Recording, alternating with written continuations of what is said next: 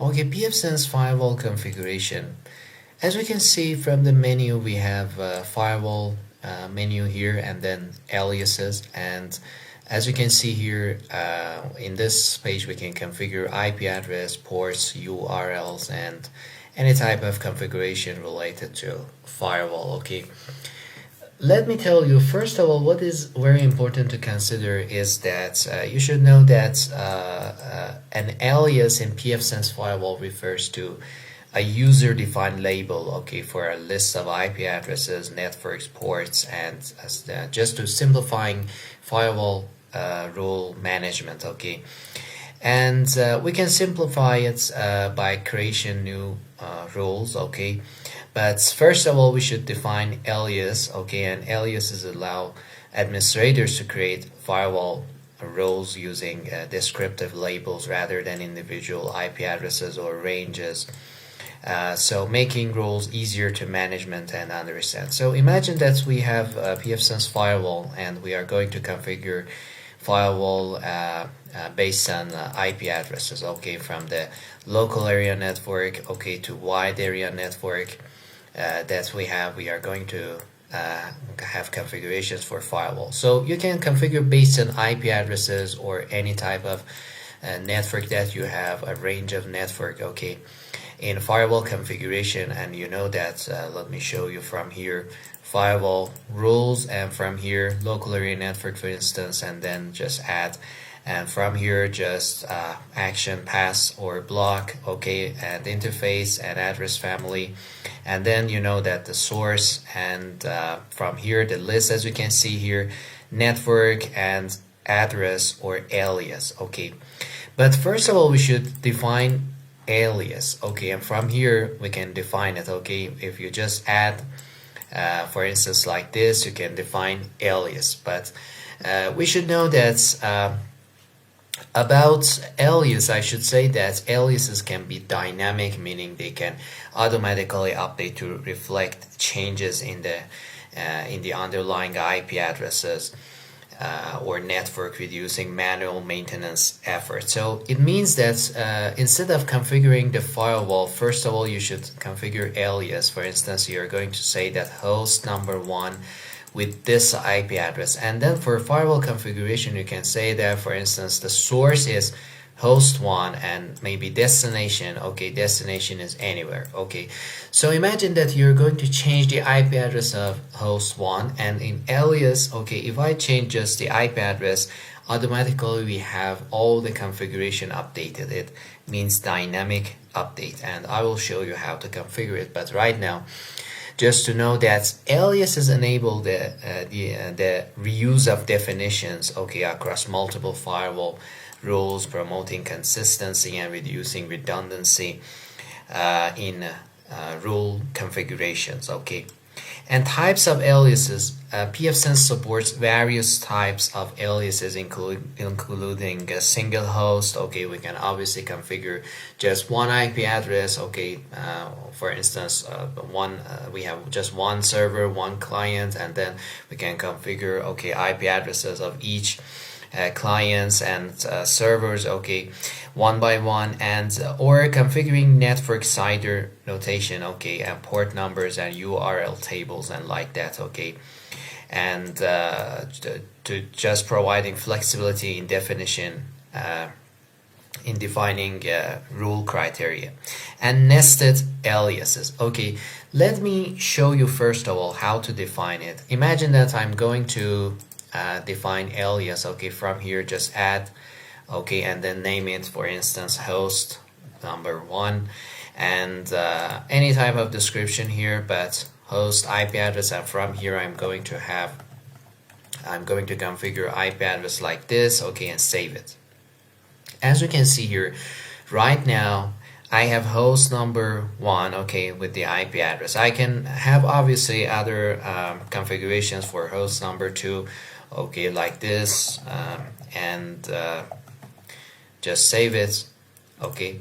And then imagine that you're going to have another definition, another alias for your local area network and the range. Imagine that you have multiple local area network different ranges, okay, in your network, local area network, okay, subnets A, subnets B, and subnet C. So you're going to define different groups for local area networks that you have, okay.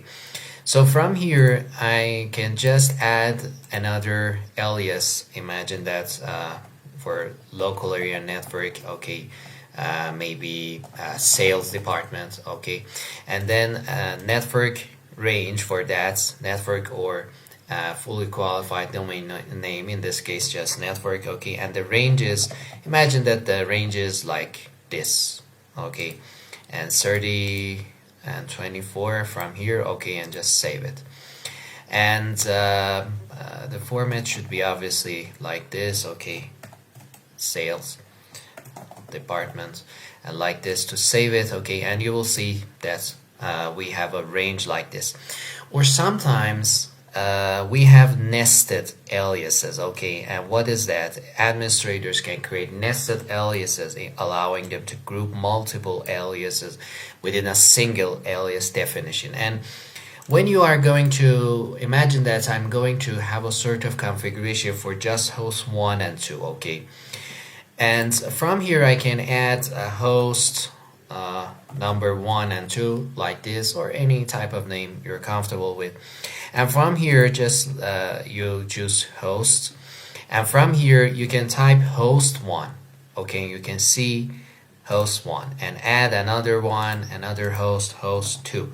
So instead of configuring IP addresses, I'm just using host 1 and 2 alias, and it means nested alias, okay, and save the configuration, and I have host 1 and 2 with the configuration, with the dynamic configuration, I should say host 1 and 2, and you can see the IP address. If I change host 1 IP address, automatically we have all the configurations updated in not only alias but also in firewall rules if you are going to define. So when you configure it from here, after that from firewall rules, okay, you can have a rule for local area network. Imagine that just a simple definition to action pass and interface local area network, okay, and protocol, maybe any from here, and source you can have it from here, okay, address, and then host 1 and 2 like this. You can see it's so simple, and destination any, and just save it, okay, and like this. So right now we have a rule for host number 1 and 2, so with the IP addresses that we configured, okay, and destination anywhere, and you can see it's so simple with alias to configure, have the configurations, okay, like this. And about alias usage, you know that can be used in firewall rules for source and destination addresses, okay, and ports and other criteria providing control over traffic filtering and forwarding decisions. And about integration, aliases can be used in conjunction with other pfSense services, which is very important. Imagine that you're going to configure NAT, okay. So from here, firewall, NAT configuration, and from here, outbound, okay, you can add another one. And WAN interface, I'm going to have the configuration, okay, and the source from here, okay, I can define it with a network or IP address, or if I have alias for that, I can configure with host 1 and host 2 like this, okay. And from here to just NAT, the translation for wide area network, okay, and just save it from here and apply it, okay. You can see that source is host number 1 and 2, means IP address 101 and 102, okay, like this. And okay, it's so simple to configure. And for other configurations for virtual private network traffic shaping, which is very important, and we will see how to configure it. It's so important to know how to configure alias and then how to use it, okay. Okay, enhancing overall network security and management capabilities. And ease of management, obviously, with using aliases reduces the need to update multiple firewall rules individually when IP address or network changes. You have any type of changes, okay, host IP addresses, network IP addresses, and like that. And about visibility and documentation, when you're going to document anything in your network, especially in the network and security, when you are going to have documentation and visibility, obviously you know that, okay, this range for sales department, that range for accounting department, and this host IP addresses with this type of alias, okay. And if you have nested alias in security configurations, you know that, for instance, a group of hosts, okay, to have access, groups of hosts to have access to maybe a destination like I don't know, maybe to YouTube services, or another type of group to just to some sort of websites, okay, and like that. So well organized aliases improve the visibility and documentation of firewall rule configurations, and making it easier, obviously, for administrators to understand and audit network security policies.